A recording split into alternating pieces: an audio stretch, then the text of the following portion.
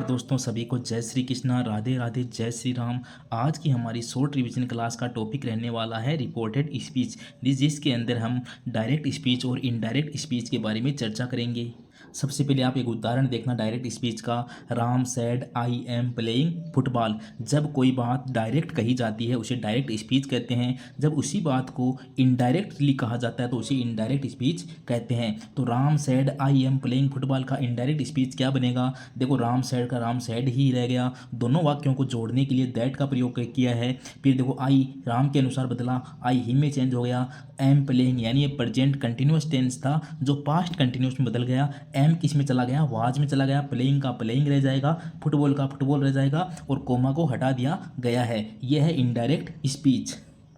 यानी I am Ram sad I am playing football का क्या बना? Ram sad that he was playing football. अब जब हमने डायरेक्ट स्पीच को इनडायरेक्ट स्पीच के अंदर बदला है तो क्या क्या परिवर्तन करने होते हैं उसके बारे में चर्चा कर लेते हैं। पहला देखो, कन्वर्जेशन के दौरान क्या क्या बदलता है। अब सबसे पहले देखो रिपोर्टिंग वर्ब का बदलाव। ये जो रिपोर्टिंग वर्ब होती है, राम सैड, यहाँ सैड आता है या सैड टू दिया हुआ आता है तो वो रिपोर्टिंग वर्ब होती है। तो रिपोर्टिंग वर्ब में क्या क्या बदलाव होते हैं उनकी चर्चा कर लेते हैं। तो देखो, अगर सैड टू है तो उसको टोल्ड के अंदर बदला जाता है। जब सैड टू आ जाए उसको टोल्ड में बदल देते हैं। अगर सेड टू हो तो टेल में बदला जाता है और सेज टू हो तो टेल्स में बदला जाता है।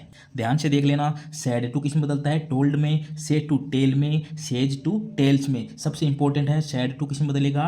टोल्ड के अंदर बदल जाएगा। जब भी प्रश्नवाचक वाक्य या इंटेरोगेटिव सेंटेंस होगा उसके अंदर सैड टू किस में बदल जाएगा? आस्क्ड में बदल जाएगा। किसके अंदर बदलता है? आस्क्ड में। ये सैड टू टोल्ड में तो बदलता है साधारण वाक्यों में। अगर इंटेरोगेटिव सेंटेंस है तो सैड टू किस में बदल जाएगा? आस्क्ड के अंदर बदल जाएगा। इसी प्रकार देखो, से टू बदल जाएगा आस्क में, सेज टू बदल जाएगा आस्कस में। यानी इंटेरोगेटिव सेंटेंस में से टू तो बदल जाएगा आस्क में, सेज टू बदल जाएगा आस्क्स में। आपको याद रखना है, साधारण वाक्य हो तो सैड टू तो बदलता है टोल्ड में और सैड टू इंटेरोगेटिव सेंटेंस में किस में बदल जाता है? आस्क्ड के अंदर बदल जाता है। इंपेरेटिव सेंटेंस के अंदर सैड टू ऑर्डर्ड में बदल जाएगा या एडवाइज में बदल जाएगा। तो हमने क्या सीखा? सबसे पहले रिपोर्टिंग वर्ब में हमें बदलाव करना है। अगर सैड टू है तो टोल्ड में बदल जाएगा।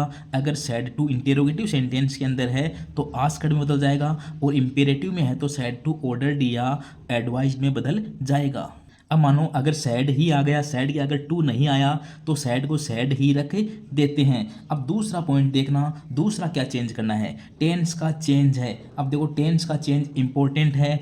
अगर रिपोर्टिंग वर्ब, ये जो रिपोर्टिंग वर्ब सैड आ रहा था, ये अगर प्रेजेंट या फ्यूचर टेंस में है, प्रेजेंट या फ्यूचर का कैसे पता चलेगा? यहाँ या तो आएगा से, या देखो या तो आ जाएगा से आ जाएगा, या सेज आ जाएगा, या विल से आ जाएगा। विल किसको परिभाषित करेगा? फ्यूचर को। से या सेज आ जाएगा, वो किसको परिभाषित करेगा? प्रेजेंट को, क्योंकि फर्स्ट फॉर्म या फर्स्ट फॉर्म में एस या ईएस लगता है। तो याद रखो, अगर रिपोर्टिंग वर्ब प्रेजेंट या फ्यूचर टेंस में है तो टेंस में कोई चेंज नहीं होता है। देखो, अगर रिपोर्टिंग वर्ब प्रेजेंट या फ्यूचर टेंस के अंदर है तो आगे जो टेंस होता है उसमें कोई चेंज नहीं होता है। अब देखो, जब रिपोर्टिंग वर्ब पास्ट टेंस में हो, पास्ट टेंस का पता कब चलेगा? जब वहाँ सैड दिया हुआ आएगा। सैड आए चाहे सैड टू आए, सैड किसको परिभाषित करता है? पास्ट को। तो अगर रिपोर्टिंग वर्ब पास्ट टेंस में है यानी वहाँ सैड है तो हमें टेंस में चेंज करना है, यही पूछा जाता है। देखो, प्रेजेंट किस में बदल जाता है? पास्ट में। यानी प्रेजेंट के 4 भाग होते हैं, वो पास्ट के चारों भागों में बदल जाते हैं। जैसे देखो, सिंपल प्रेजेंट किस में बदल जाएगा? सिंपल प्रेजेंट पास्ट सिंपल में बदल जाएगा।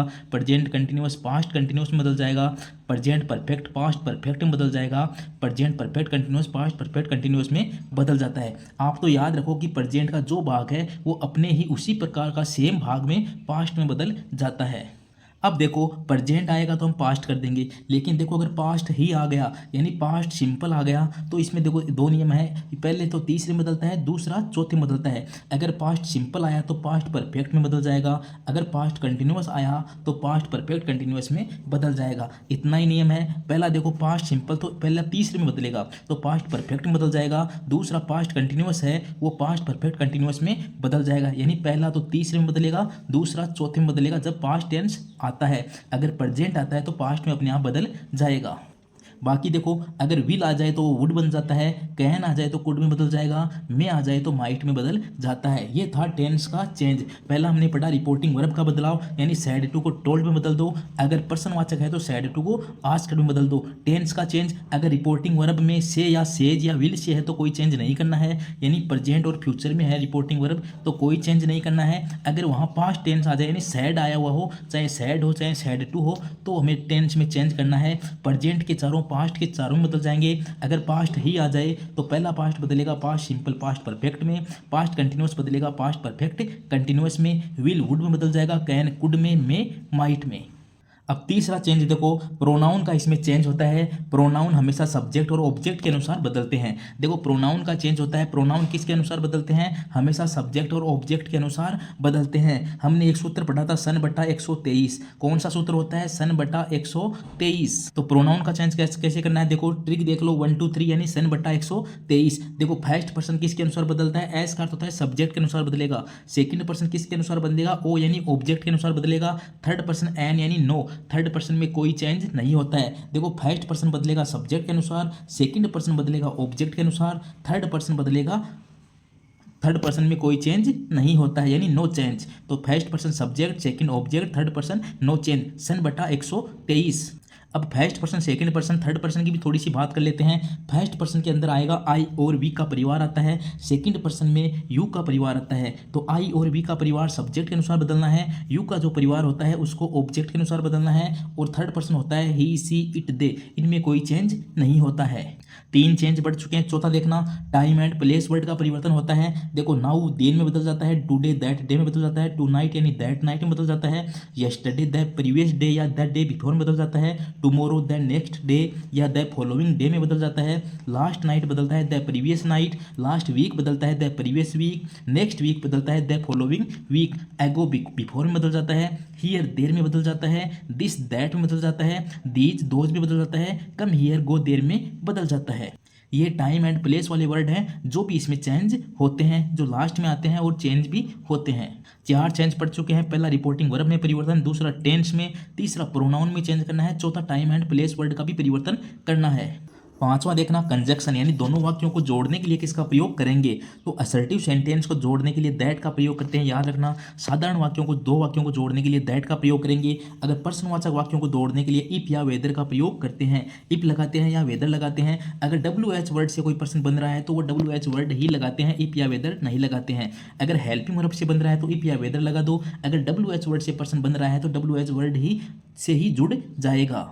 तीसरा देखो, इंपेरेटिव में टू प्लस वर्ब की फर्स्ट फॉर्म से जोड़ दो, टू प्लस वर्ब की फर्स्ट फॉर्म का प्रयोग करो जोड़ने के लिए, और एक्सक्लेमेटरी में भी दैट का प्रयोग करते हैं। देखो साधारण वाक्य हो या एक्सक्लेमेटरी वाक्य हो, दोनों को जोड़ने के लिए दैट का प्रयोग करते हैं।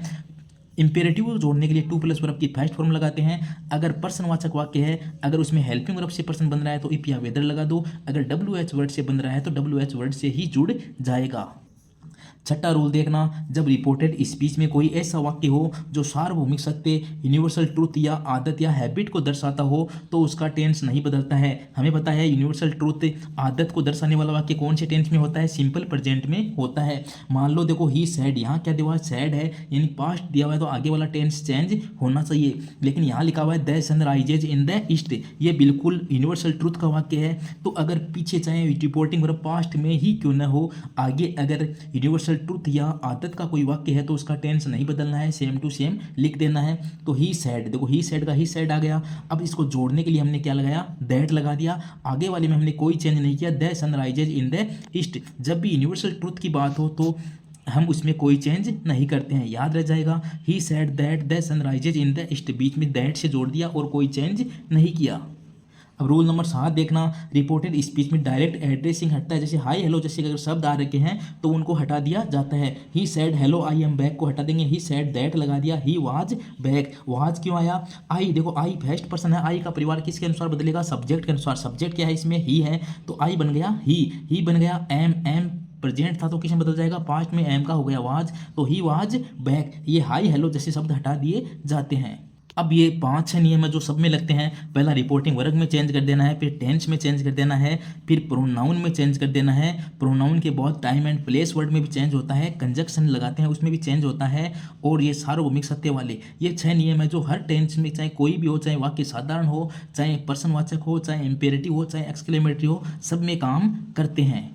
अब देखो इंटेरोगेटिव सेंटेंस की बात कर लेते हैं। यहाँ सैड टू किस में बदलेगा, आस्क्ड में बदल जाएगा या इंक्वायर्ड में बदलता है कई बार, याद रखना। सैड या सैड टू किस में बदलेगा, आस्क्ड या इंक्वायर्ड में। क्वेश्चन मार्क देखो, इसमें क्वेश्चन मार्क हटाकर नॉर्मल सेंटेंस बनाओ। इसमें अगर क्वेश्चन मार्क आ रखा है यानी पर्सन है तो क्वेश्चन मार्क भी आएगा और वो पर्सनवाचक वाक्य ही होगा, तो हमें क्या करना है, उसे साधारण वाक्य के अंदर बदलना है। सैड टू को आस्क्ड में बदला और जो क्वेश्चन वाला वाक्य है उसको हमने साधारण वाक्य में बना दो। हेल्पिंग वर्ब आगे नहीं आएगा, हेल्पिंग वर्ब से तो पर्सन बनता है, यानी हमारा स्ट्रक्चर क्या रहेगा, जब हम क्वेश्चन वाले यानी कोई पर्सन कैसे बनता है, या तो हेल्पिंग वर्ब से बनता है या WH वर्ड से बनता है। जब हम उसको साधारण वाक्य बनाएंगे तो क्या आएगा, सबसे पहले हमें सब्जेक्ट लिखना है, फिर उसमें हेल्पिंग वर्ब या फिर मैन वर्ब और फिर ऑब्जेक्ट। तो SV+O सब्जेक्ट वर्ब ऑब्जेक्ट, ये एक साधारण वाक्य का रूल होता है। सबसे पहले सब्जेक्ट आता है, फिर वर्ब आती है, फिर ऑब्जेक्ट आता है। तो हमें पर्सनवाचक वाक्य को किस में बदलना है, साधारण वाक्य में बदलना है। जोड़ने के लिए देखो इफ या वेदर लगा दो, अगर हेल्पिंग वर्ब से पर्सन था तो, अगर WH वर्ड से बन रहा था तो WH वर्ड ही कंजक्शन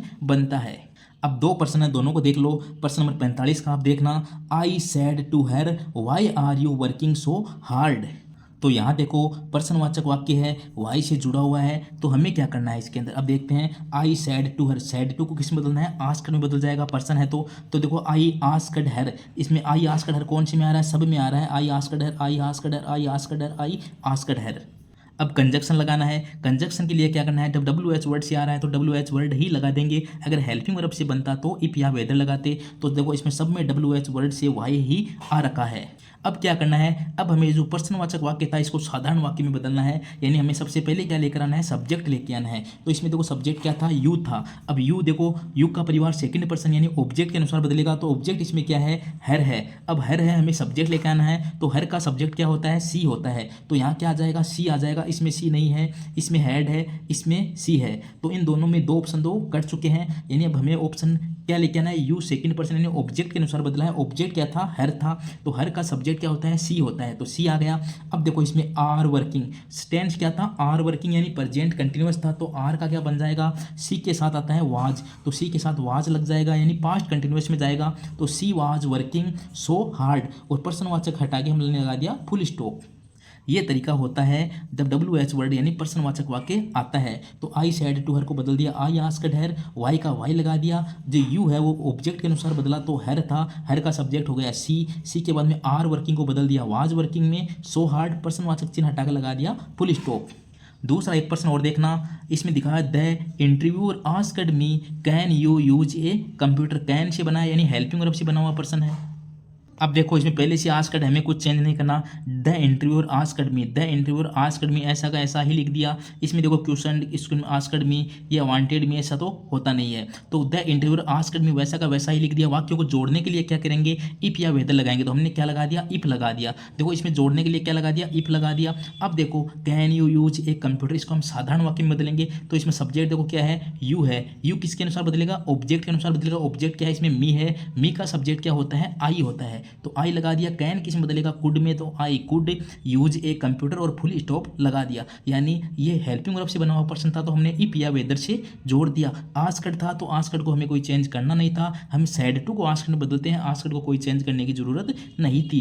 तो the interviewer asked me, if लगा के ये यू है, यू बदल गया ऑब्जेक्ट के अनुसार यानी मी का हो जाएगा। आई कैन बदलता है कुड में, तो I could use a computer. समझ चुके होंगे कि WH वर्ड यानी इंटेरोगेटिव सेंटेंस का इनडायरेक्ट स्पीच में चेंज कैसे होता है। अच्छे से समझ आ चुका होगा, आगे चलते हैं।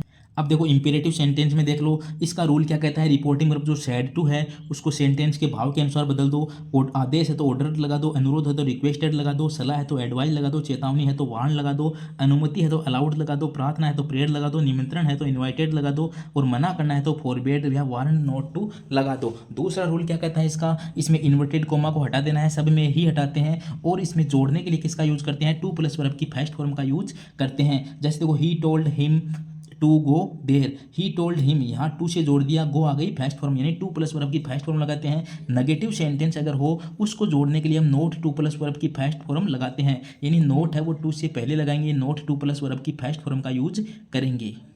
तीसरा रूल देखना, प्लीज़ काइंडली जैसे शब्द हटा दिए जाते हैं तो प्लीज़ काइंडली जैसे शब्द हटाकर रिक्वेस्टेड का यूज करते हैं। एक उदाहरण देख लो, he said please help me, please आया हमें पता चल गया इंपेरेटिव सेंटेंस है, तो कैसे बनेगा, देखो ही, प्लीज़ आया तो रिक्वेस्टेड लगा दो, ही रिक्वेस्टेड मी, और जोड़ने के लिए किसका यूज करेंगे, टू का यूज करेंगे, हेल्प फर्स्ट फॉर्म है और मी का क्या बन गया, हिम बन गया। मी क्या होता है, फर्स्ट पर्सन, आई का परिवार होता है, तो ये फर्स्ट पर्सन के अनुसार बदलेगा, तो मी किस में बदल जाएगा, ही का ऑब्जेक्ट क्या होता है, हिम होता है, तो मी किस में बदल गया, हिम के अंदर चेंज हो गया। तो देखो he requested me to help him.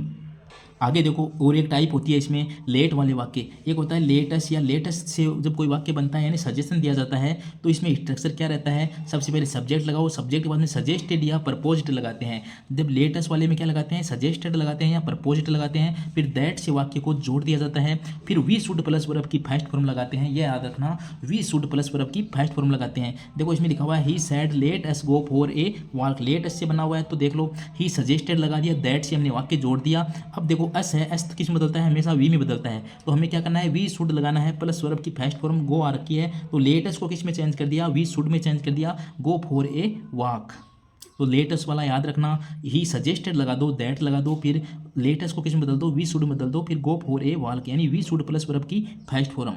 अब देखो जब डायरेक्ट स्पीच में late plus object plus base verb हो तो रिपोर्टेड स्पीच में लेट को उसी तरह रखा जाता है। उसमें तो क्या लेट प्लस अस था, इसमें ओनली लेट आ जाए, तो देखो लेट हिम आ जाए या लेट देम आ जाए या लेट मी आ जाए, तो क्या करते हैं उधर टोल्ड अलाउ रिक्वेस्टेड लगा के टू प्लस वर्ब की फर्स्ट फॉर्म लगाते हैं। जैसे आ जाए ही सैड लेट मी गो, तो रिपोर्टेड क्या बनेगा, ही सैड का ही सैड रख दो, टू लगा दो, टू लगा के लेट भी वैसा का वैसा ही रख दो, टू के पहले लेट लगाना है तो टू लेट हिम गो, या इस प्रकार बना सकते हैं ही अलाउड हिम टू गो।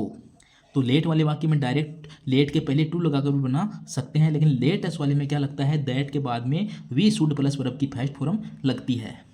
अब 2% देख लो, 44 का प्रश्न देखना सबसे पहले आप, लेट वाला ही है, देखो ही साउटेड लेट मी गो, तो ही साउटेड था तो हमने भी ही साउटेड लिख दिया, कोई चेंज नहीं करना था, ही साउटेड लिख दिया, फिर टू के साथ जोड़ दो तो टू लगा दिया, टू के साथ क्या आएगा, अब देखो इन सब में देम दे रखा है तो यहाँ ऑब्जेक्ट जोड़ा गया, कोई दिक्कत नहीं है, टू के साथ देम भी हमने जोड़ दिया। ये तो ही साउटेड, देखो यहाँ है ना, कई बार ही साउटेड के आगे जो ऑब्जेक्ट दिया हुआ होता है वो क्या होता है, वो हाइड होता है, वो हम अपनी तरफ से लगा सकते हैं। तो ही साउटेड टू देम, यहाँ टू देम हमने अपनी तरफ से लगा दिया, he shouted to them, he shouted to them, सब में लगाया हुआ, कोई दिक्कत नहीं थी। अब हमें वाक्य को जोड़ने के लिए क्या यूज़ करना है, टू के यूज़ करना है, तो टू लगा दिया, टू के साथ लेट लगा दिया, और जो मी है वो किस में बदल जाएगा, मी फर्स्ट पर्सन के अनुसार बदलेगा, तो ही का क्या हो जाएगा, हिम हो जाएगा, तो टू लेट हिम गो, तो ऑप्शन नंबर बी करेक्ट है। दोबारा देखो ही साउटेड टू देम अपनी तरफ से लगा सकते हैं क्योंकि इसमें हाइड था। अब देखो टू लगा दिया जोड़ने के लिए, टू के आगे क्या लगाया, लेट लगाया, हिम गो, ऐसा प्रश्न पूछा हुआ है, याद रखना। ही साउटेड टू देम सब में सेम था, कोई दिक्कत नहीं थी, हमें दैट से नहीं जोड़ना था, तीनों में दैट से जोड़ा हुआ था, इंपेरेटिव सेंटेंस था यानी लेट वाला था तो हमें टू से जोड़ना था। अगर आपको पता था टू से जुड़ेगा तो ये टू के अनुसार ही ये प्रश्न सही हो जाता। 27 का प्रश्न देखना, he said to his sister please help me with my homework, please वाला वाक्य है, बना देते हैं, सैड टू किस में बदल जाएगा, देखो प्लीज वाला है तो किस में बदलेगा, रिक्वेस्टेड में बदल जाएगा। तो इसमें देखो इसमें रिक्वेस्टेड नहीं है, इसमें भी रिक्वेस्टेड नहीं है, इसमें रिक्वेस्टेड नहीं है, प्लीज था तो हमें क्या होता है रिक्वेस्टेड में बदलेगा। तो यहाँ देखो ऑप्शन नंबर डी करेक्ट है, ही रिक्वेस्टेड हिज सिस्टर, दोनों को जोड़ने के लिए किसका यूज करते हैं, टू का यूज कर दिया, प्लीज हटा दिया, टू हेल्प मी किस में बदल गया, हिम में बदल गया, with his homework my homework किस में बदल जाता है, हिज होमवर्क में बदल जाता है। दोबारा देख लो, he said to his sister please help me with my homework, अगर आपको पता था कि प्लीज को हटाकर क्या लगता है, रिक्वेस्टेड लगता है, तो रिक्वेस्टेड एक में था, इसी के अनुसार आपका प्रश्न सही हो जाता। ही रिक्वेस्टेड हिज सिस्टर जोड़ने के लिए टू लगाया, help him with his homework. अब आगे देखो एक्सक्लेमेटरी सेंटेंस क्या होते हैं, वाक्य में व्हाट, हाउ, अलास, हुर्रा, हो, ब्राउ आदि शुरू होते हैं, अंत में एक्सक्लेमेशन मार्क भी आता है। इसका रूल क्या कहता है, रिपोर्टिंग वर्ब को भावना के अनुसार बदलना होता है। जैसे खुशी यानी हुर्रा शब्द खुशी को परिभाषित करता है, इसलिए इसमें लगाओ एक्सक्लेम्ड विद जॉय, अलास प्रकट करता है दुख को, तो इसमें लगाओ एक्सक्लेम्ड विद सोरो, आश्चर्य में ओ, व्हाट, हाउ सारे आश्चर्य वाले हैं तो इसमें लगाओ एक्सक्लेम्ड विद सरप्राइज, गुस्सा ओ, फाई ये दोनों गुस्सा को परिभाषित करते हैं, इसमें लगा दो एक्सक्लेम्ड विद एंगर, ब्रेव शब्द करता है प्रशंसा को व्यक्त, तो इसमें लगा दो एक्सक्लेम्ड विद अपोलोड या प्रेजिएट दोनों लगा सकते हैं। दया के लिए एक्सक्लेम्ड विद पीटी लिख सकते हैं। इंपॉर्टेंट है। हुर्रा खुशी वाला एक्सक्लेम्ड विद जॉय, दुख वाला अलास वाला एक्सक्लेम्ड विद सोरो। दोनों को याद रखना। आश्चर्य के लिए सरप्राइज लगा दो, गुस्सा के लिए एंगर लगा दो, प्रशंसा के लिए प्रेज लगा दो, दया के लिए पीटी लगा दो और एक्सक्लेम्ड विद के साथ यूज करते हैं। दूसरा रूल देखना, एक्सक्लेमेटरी वर्ड हटा देते हैं। जो भी ये वर्ड आते हैं वो हट जाते हैं। वट, हाउ, अलास, होरा ये शब्द हटा दिए जाते हैं। वाक्य को साधारण वाक्य में बदला जाता है। जब ये शब्द हटेंगे तो वाक्यों को हमें साधारण वाक्य में बदलना है। जैसे प्रश्नवाचक वाक्यों को बदला था ना, वैसे ही साधारण वाक्य में बदलना है।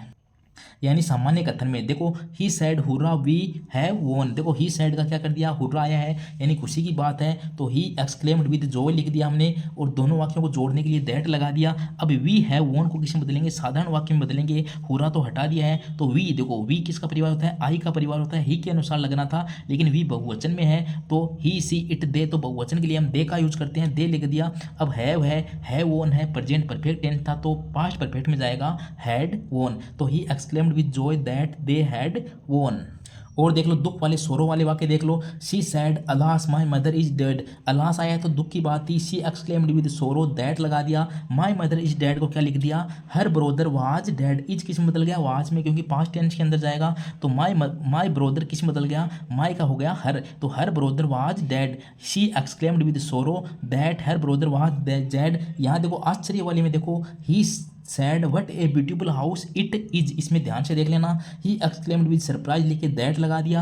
अब देखो it is a beautiful house था तो इसका हमने लगा दिया it was a beautiful house. क्या लगा दिया, इट इज का क्या हो गया, इट वाज हो गया, तो it was a beautiful house, क्योंकि इज किस में बदल जाता है, वाज के अंदर बदल जाता है। दया वाला देख लो, she said alas the old man is blind, तो she exclaimed with pity that the old man is blind का क्या हो जाएगा, the old man was blind हो जाएगा। इज किस में बदल जाएगा, वाज के अंदर बदल जाएगा। एक पर्सन देख लो, आया हुआ पर्सन है, he said hurrah I have won the quiz. तो ही सैड था तो हमने हुर्रा आया यानी खुशी की बात है, तो एक्सक्लेम्ड विद जॉय लिखना था, तो he exclaimed with joy that लगा दिया। He I have won the quiz का क्या हो जाएगा, आई किस में बदल जाएगा, ही में बदल जाएगा, तो ही हैव बदल जाएगा हैड में, तो he had won the quiz. Option number B correct है। He exclaimed with joy that he had won the quiz. आगे चलते हैं। ऑप्टेटिव सेंटेंस कम पूछे जाते हैं, फिर भी एक बार छोटा सा रिवीजन कर लेते हैं। ऑप्टेटिव सेंटेंस पहचान, ये मे से शुरू होते हैं, वुड दैट से शुरू होते हैं, या तो मे से शुरू होते हैं या वुड दैट से शुरू होते हैं। जैसे long live, God bless, use जैसे शब्द आते हैं। ध्यान दें, ऑप्टेटिव सेंटेंस में जो मे है वो माइट में बदल जाता है, दैट कंजक्शन का यूज करते हैं। देखो मे से शुरू होने वाला शुभकामना वाक्य होते हैं, इसका स्ट्रक्चर क्या रहता है, सब्जेक्ट के बाद में विशेड, प्रेड या प्लेस्ड शब्द लगाते हैं। सब्जेक्ट के बाद में कौन शब्द आएगा, या तो विशेड लिख देंगे या प्रेड लिख देंगे या ब्लेस्ड लिख देंगे। उसके बाद में जोड़ने के लिए दैट का प्रयोग करते हैं। फिर हम सब्जेक्ट लिखते हैं, सब्जेक्ट में है वो माइट में बदल जाएगा, माइट के साथ वर्ब की फर्स्ट फॉर्म आती है, यही है। एक उदाहरण देख लो direct, he said may you live long, तो ही सैड किस में बदल गया, ही विशेड में बदल गया, दैट लगा दिया। अब देखो यू है तो यू बदलेगा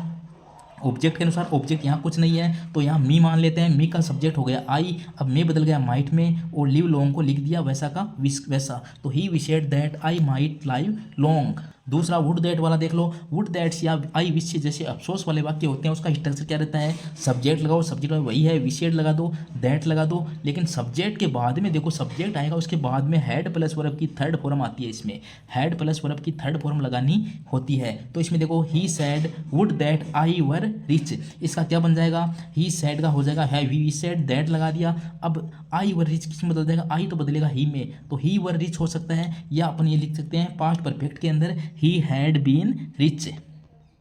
दोनों ही एक्सेप्टेड हैं, ऑप्टेटिव वाले कम पूछे जाते हैं।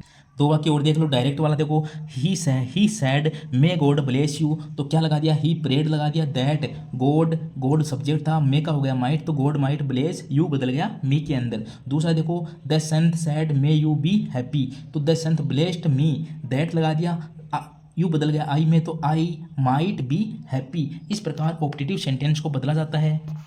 अब एक और वाक्य देखो, इसमें दे रखा है count question, she says that Tom is a doctor, ये इनडायरेक्ट में है क्योंकि दैट लगा हुआ है, तो हमें डायरेक्ट में बदलना है, तो इसका ऑप्शन नंबर ए करेक्ट होगा। कौन सा करेक्ट होगा, ए करेक्ट होगा। देख लो, अब ध्यान से देख लो, हम बदल के देख लेते हैं। पहला ए वाला देखो, ऐसे वाक्य आए कि she says Tom is a doctor, तो इसको कैसे बदलते हैं। अब देखो यहाँ क्या आ गया, सेज आ गया है, सेज आ गया है तो हमें पता चला कि ये प्रेजेंट टेंस में है, तो इसमें कोई टेंस का चेंज नहीं होगा, तो शी सेज लिख दिया, दैट बीच में लगा दिया, टॉम इज ए डॉक्टर का वैसा ही लिख दिया। देखो देखो यहाँ लिखा हुआ है वाज ए डॉक्टर, ऐसा कुछ नहीं होता है, ये इज का इज ही रह जाता है। अगर पीछे अगर यहाँ से की सेड सैड ना होकर क्या आता है, सेज आता है, यानी प्रेजेंट या फ्यूचर टेंस होता है तो आगे टेंस में कोई चेंज नहीं करना है। अगर पहले सैड होता है तभी आगे टेंस में चेंज करना है, यानी पहले पास्ट टेंस होना जरूरी है तभी आगे के टेंस में हम चेंज करेंगे। अब एक साधारण सा वाक्य आप देख लो किस प्रकार बदलते हैं। यहाँ लिखा हुआ है he said I am a student, साधारण सा वाक्य है तो ही सैड था तो ही सैड ही हो गया, ऑप्शन काट दिया। अगर इसमें ही सेज आया तो सैड का सेज नहीं हो सकता इसलिए कट गया, इसमें भी ही सेज था तो सेज भी नहीं हो सकता। अब ही सैड टू होता तो टोल्ड में बदलते, लेकिन ही सैड के आगे टू नहीं है तो ही सैड का ही सैड ही लिख दिया, दोनों में ही सैड था। जोड़ने के लिए दैट का प्रयोग करते हैं। अब देखो आई एम ए स्टूडेंट, आई किसके अनुसार बदलेगा, सब्जेक्ट के अनुसार, तो ही का क्या लगा दिया, ही लगा दिया, दोनों में आ रहा है। अब एम है, एम का अर्थ होता है इज आर एम आ जाए वो वाज और वर में बदलते हैं, तो इसमें देखो इज ही है, इज लगा दिया तो टेंस का चेंज नहीं हुआ, हमें टेंस का चेंज करना है तो he was a student, option number C correct है। इस प्रकार आपको बदलने होते हैं। आई होप आज को आपका रिपोर्टेड स्पीच का टेंस समझ में आ गया होगा। शॉर्ट रिवीजन क्लास थी लेकिन थोड़ी सी बड़ी हो चुकी है क्योंकि इसमें बहुत सारे चेंजेस थे तो आपको थोड़ा सा समझाना बहुत ज़रूरी था। सबसे पहले रिपोर्टिंग वर्ब में चेंज करना, रिपोर्टिंग वर्ब के बाद में कंजक्शन लगाना, कंजक्शन लगा के बाद में प्रोनाउन में चेंज करना, प्रोनाउन में चेंज करने के बाद में इसमें टाइम एंड प्लेस वर्ड का चेंज होता है। सबसे इंपॉर्टेंट इसमें टेंस का चेंज होता है। पैसिव वॉइस और इसको अलग अलग रखना, पैसिव वॉइस में टेंस का चेंज नहीं होता है जबकि रिपोर्टेड स्पीच में टेंस का चेंज होता है। टेंस का चेंज जब होता है जब पहले पास्ट में सैड दिया हुआ हो, यानी पहले पास्ट टेंस आने पर चेंज होता है। अगर प्रेजेंट या फ्यूचर है तो इसमें भी टेंस में चेंज नहीं होता है। दोनों विषय हैं, दोनों के 2-2 पर्सन या एक पर्सन आने हैं तो दोनों को अलग अलग याद रख के जाना कि एक में टेंस का चेंज करेंगे एक में टेंस का चेंज नहीं करेंगे। पैसिव वॉइस और रिपोर्टेड स्पीच दोनों ऐसे वाक्य होते हैं जिसमें आपसे ऑप्शन काट कर भी सही कर सकते हो। ये दोनों इजी सेंटेंस होते हैं, इजी पर्सन आते हैं, इन दोनों में परीक्षा में गलत होने के कोई चांसेस नहीं होते। इसीलिए हमने पहली दोनों क्लास हम एक पैसिव की एक रिपोर्टेड स्पीच की लेके आए हैं ताकि आपका एग्जाम में ये दोनों पर्सन तो बिल्कुल सही हो जाए। अगर किसी को इंग्लिश बिल्कुल नहीं आती उसके भी अगर ये थोड़े से नियम याद हो और ऑप्शन काटना अगर उसे आए तो वो भी बिना देखे इनको तो सही कर सकता है। तो आपके पैसिव वॉइस और रिपोर्टेड स्पीच का दोनों में से कोई भी पर्सन गलत नहीं होना चाहिए। मिलते हैं नेक्स्ट क्लास में, तब तक के लिए नमस्कार, जय श्री कृष्णा, राधे राधे, जय श्री राम।